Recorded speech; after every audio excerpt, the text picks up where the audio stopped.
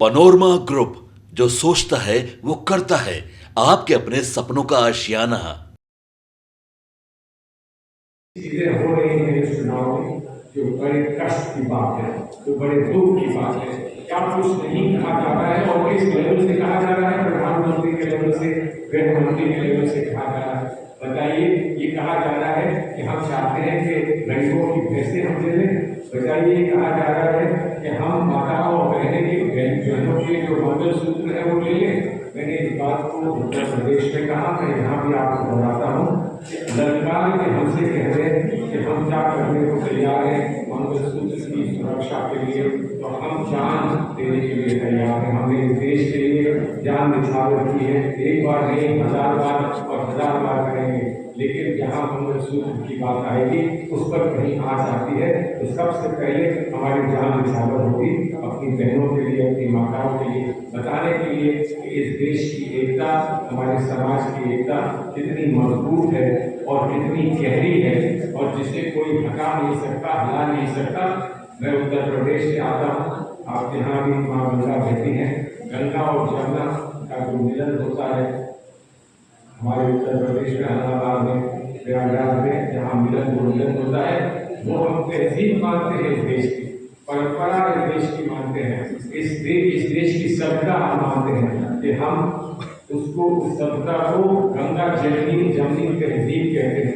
कोई गंगा और जमुना को अलग नहीं कर सकता, कोई मंदिर और मस्जिद को अलग नहीं कर सकता। आज ये बात कह दी जाती है कि मंदिर के ताले फिर लगेंगे। अरे ताले मंदिर पे कैसे लगेंगे और क्यों लगेंगे? सिर्फ इसलिए कि तुम चाहते हो कि तुम्हें कुछ वोट मिल जाए, वोट के लिए तुम ताले की बात करते हो। हम सम्मान इस देश में मंदिर, मस्जिद, गिरजाघर, गुरुद्वारे का सबका करते हैं। और आज जो सामना हो रहा है, जो विचारधाराओं का सामना है आज, वो इसी बात का है कि कोई जोड़ना जानता है और कोई तोड़ना चाहता है।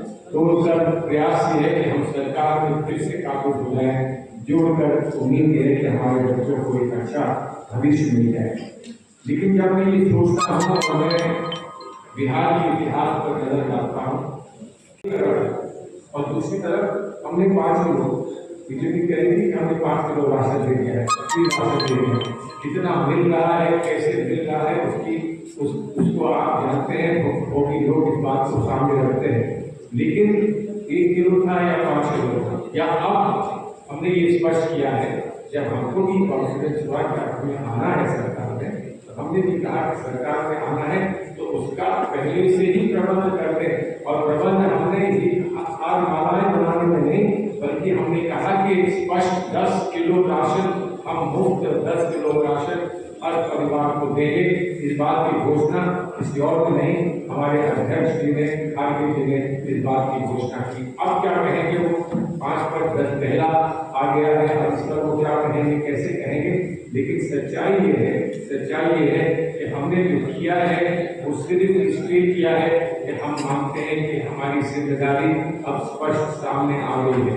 इसलिए उस जिम्मेदारी को पूरा करना हमारे लिए एक बड़ा हमारा कर्तव्य बनता है, और उसको हमने स्पष्ट पहले ही, चुनाव खत्म होने से पहले उसको हमने सबके सामने रखा है। और उम्मीद करते हैं कि इस पर हमारी आम जनता इस पर थोड़ा विचार करेगी, आप लोग सब इस बात को आगे बढ़ाएंगे, और उसके बाद विचार करने के बाद सही निर्णय इस चुनाव के लिए जाएंगे। हो रहा है वैसे पटना से मेरा मकसद बिहार के बारे में है, बिहार के भविष्य के बारे में है, बिहार के बच्चों के भविष्य के बारे में।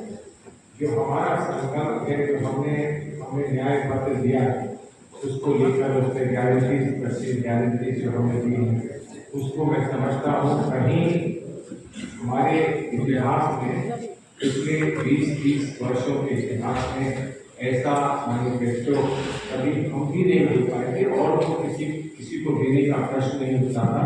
हम भी इतना जिम्मेदारी कभी मैनिफेस्टो नहीं दे पाए थे जो आप हमने प्रस्तुत किया है। और जिस मैनिफेस्टो को दिन रात राहुल गांधी जी ने देश को दिया है, देश को समझाया है, देश के सामने रखा है, और उसी को हमने एक मैनिफेस्टो के रूप में प्रस्तुत किया है, जहाँ पर हम नौजवान रोजगार से जो वंचित है, नौजवान जिसको बार बार परीक्षा की तैयारी करा के हम पेपर लीक के कारण या किसी और कारण उसको कैंसिल करा देते हैं और उसकी वजह से नौजवान की निराशा बढ़ती जा रही है।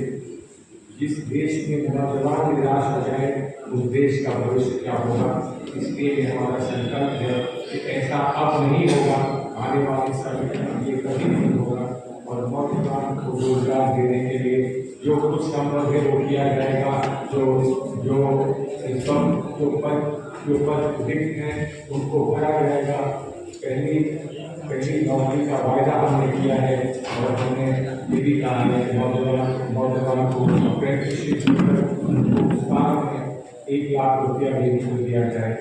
वैसे ही घर में जो व्यवस्था है, घर की व्यवस्था को देखने वाली हमारी बहनें लगता है जो घर में चूल्हा जलाती हैं ताकि हम खाना खाते जाए, रोजगार ढूंढने के लिए जा सके।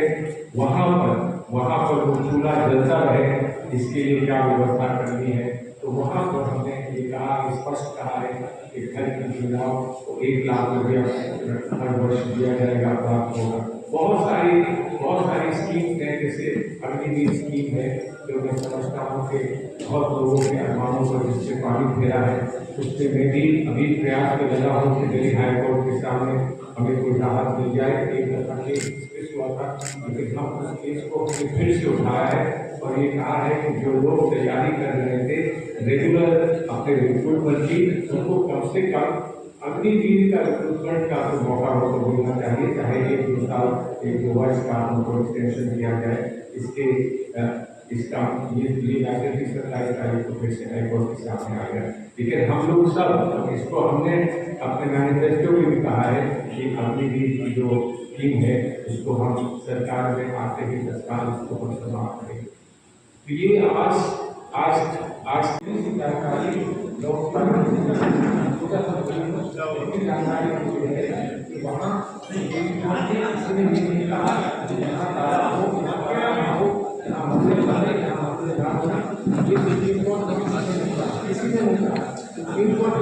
बातचीत के तथ्य क्या है,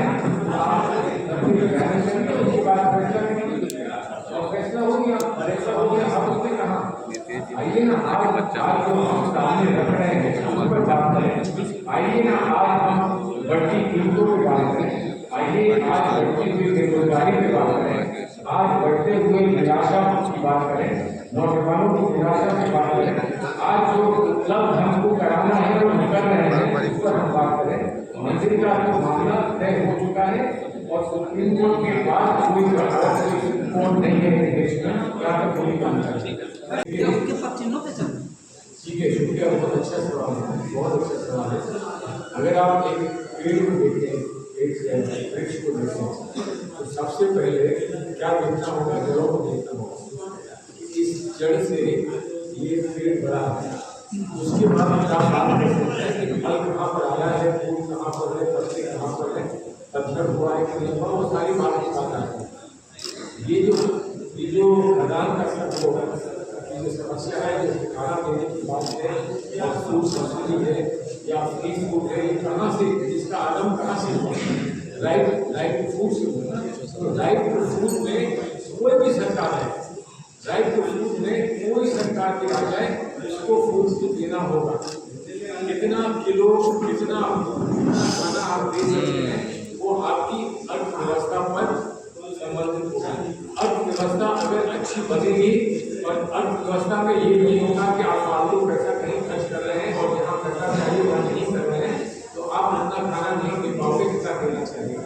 और ये आप बात कर रहे हैं फूड सब्सिडी की या फ्री फूड की आप बात कर रहे हैं, मैं तो ये सवाल पूछता हूँ, यहाँ इतने लोग आपके हमारे बिहार से बाहर जाना है मुंबई और गुजरात में काम करते हैं।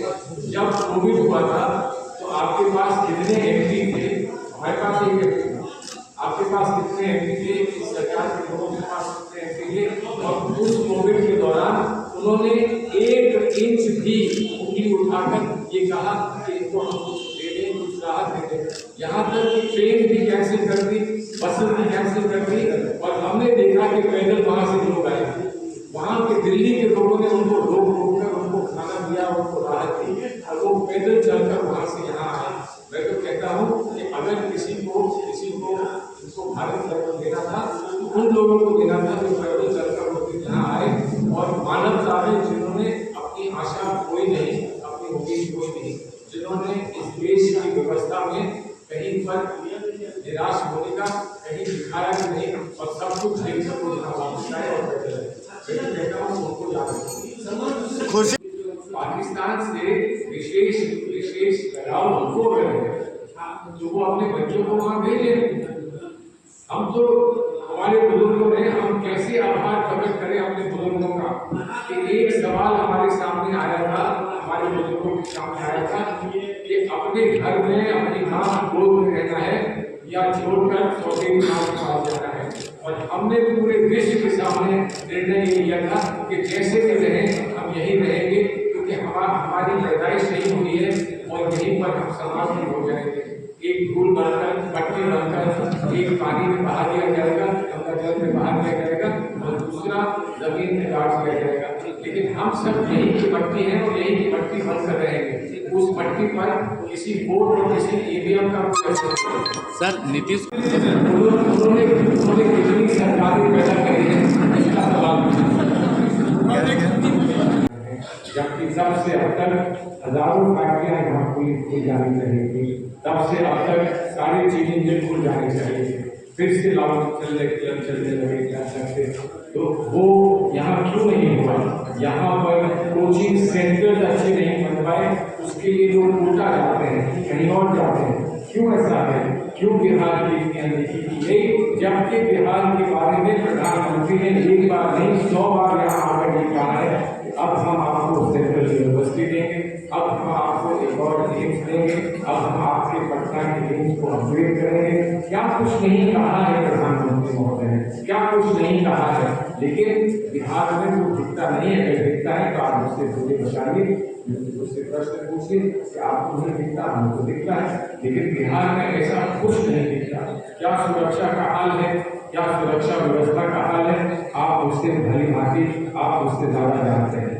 और इसीलिए आज उत्तर प्रदेश से लेकर बिहार तक हम यही उम्मीद लगाए बैठे हैं कि व्यवस्था में ये परिवर्तन तभी संभव है जब एक बार फिर दिल्ली में एक सामूहिक सरकार बनेगी, उन सब लोगों की सरकार बनेगी जिन्होंने अपने अपने हर मंशा पर को रोककर उस पर पत्थर रखकर ये कहा है आज हमें अपने संविधान को बचाना है। जितनी बार मैं कह रहा हूँ या आप जो सवाल करेंगे उनका कोई निष्कर्ष निकलेगा, वो यही निष्कर्ष है कि इस संविधान को जो हमको बाबा साहब भीमराव अम्बेडकर और उनके सारे प्रमुख साथियों ने हमको दिया है, जिसको हमने बहुत बहुत गर्व से स्वीकार किया है, उस संविधान को बचाना है। उस पर लगातार वार हो रहे हैं।